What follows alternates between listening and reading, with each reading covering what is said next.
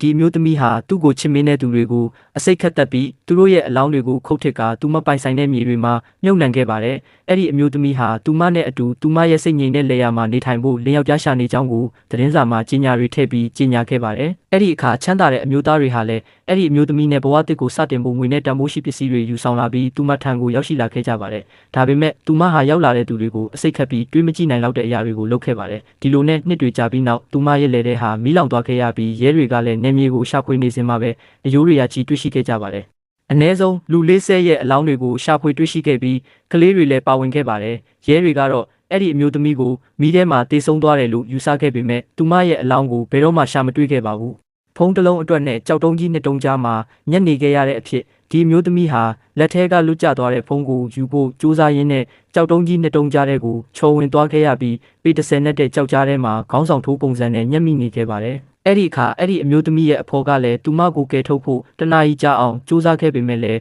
ဘာမှမထူးခြားခဲ့ပါဘူး။ဒီလိုနဲ့နောက်ဆုံးမှာတော့ကယ်ဆယ်ရေးတပ်ဖွဲ့တွေရောက်လာခဲ့ပြီးသူမကိုပိတ်မိနေစေတဲ့ပေါင်1000လေးတဲ့ကြောက်တုံးကြီးတွေကိုရွှေ့ဖို့အတွက်ကြိုးတန်းစနစ်ကိုအသုံးပြုခဲ့ရပါတယ်။နောက်ထပ်နာရီ6နာရီကြာပြီးနောက်မှာတော့အမျိုးသမီးဟာအနာနည်းနည်းပဲရပြီးလွတ်မြောက်သွားခဲ့ရပေမဲ့ဖုန်းကိုတော့ပြန်မရခဲ့ပါဘူး။